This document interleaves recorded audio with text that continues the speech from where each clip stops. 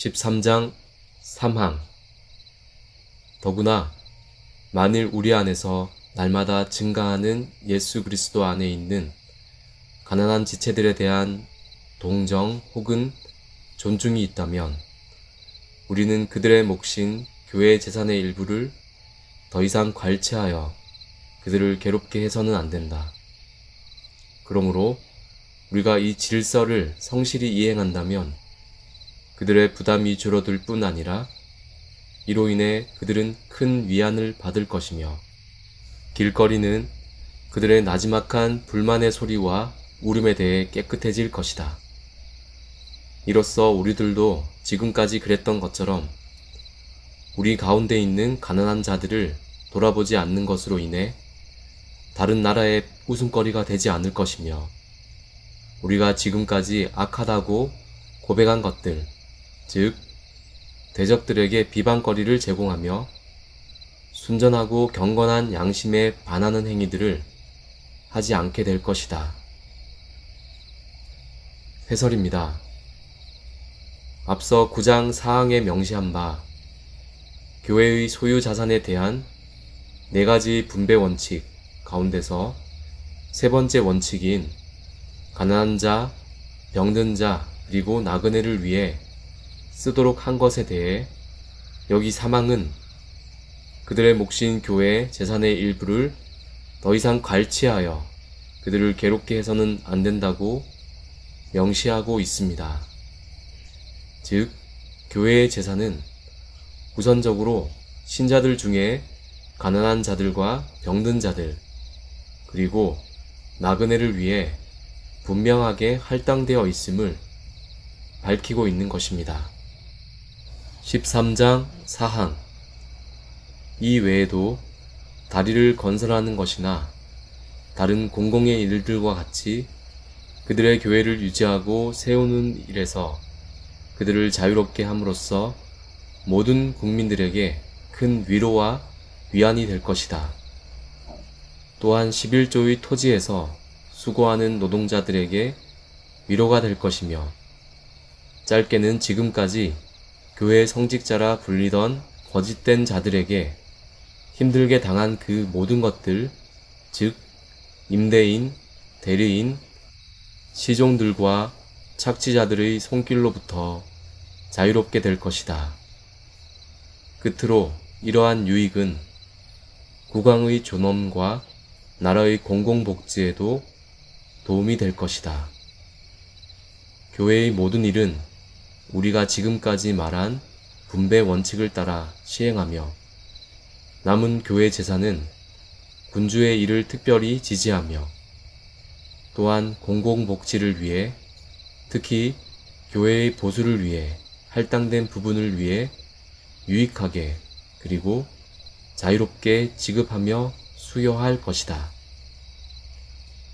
따라서 결론을 내리자면 기꺼이 이 질서를 따르는 자는 누구든지 지금까지 고통스러운 통치를 받은 자들, 세상 군주와 관원들도 예외 없이 교회 재산을 바르게 주관하고 통치하는 모든 자들에게 하나님은 영화롭게 될 것이고 교회는 교화되며 그 지경이 확장되고 예수 그리스도의 나라가 세워지고 사탄과 그의 나라는 전복되어 성부와 성령과 더불어서 영원히 거하시는 예수 그리스도를 통해 하나님께서 우리 가운데 영원히 거하시고 우리를 평안케 하실 것이다.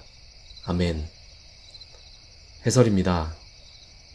앞서 9장 4항에서 언급하는 교회의 재산의 4번째 분배 원칙을 보면 교회의 기타 일들을 위해서와 특별하고 비상적인 일들을 위해 쓰도록 한다고 했는데 12장 12항에서는 4번째 분배 원칙에 대해 넷째 부분은 교회의 보수와 유익을 위한 특별 예산으로 사용하며 또 필요한 경우에 공공복지를 위해 사용토록 한다고 했습니다.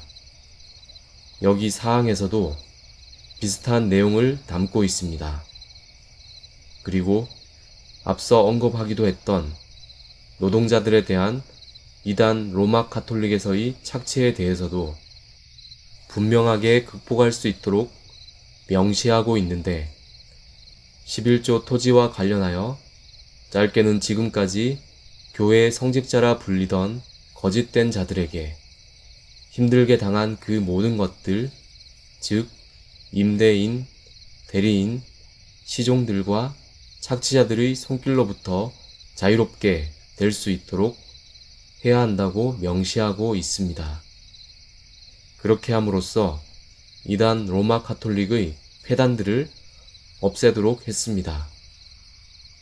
군주들과 관원들까지 포함하여 하나님의 말씀에 따라 교회의 질서가 세워지는 것을 담고 있음에도 불구하고 1581년 총회 때에는 제2치리서에 대한 의회의 지지와 왕의 승인을 얻지는 못했습니다. 그러므로 우선 총회의 주도로 1578년에 제2치리서가 스코틀랜드 장로교회에 채택되었는데 그렇게 된 것에는 이단 로마 가톨릭의 재산에 관한 제2치리서의 규정들에 동의하지 못한 것이 가장 큰 이유였던 것으로 보입니다.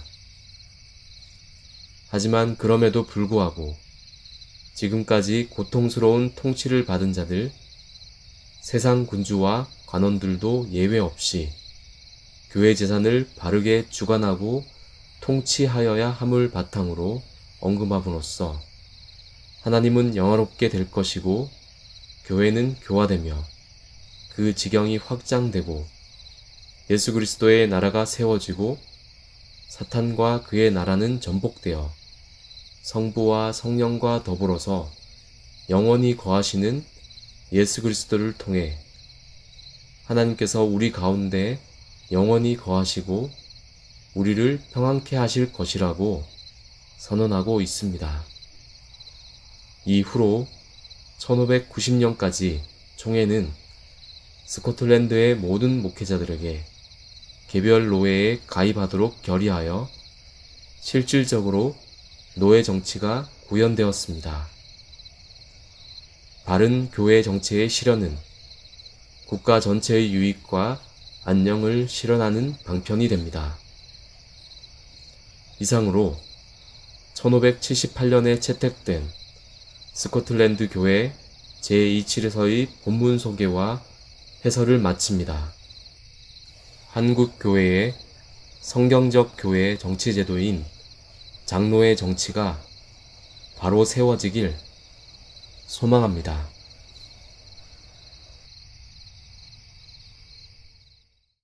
땅의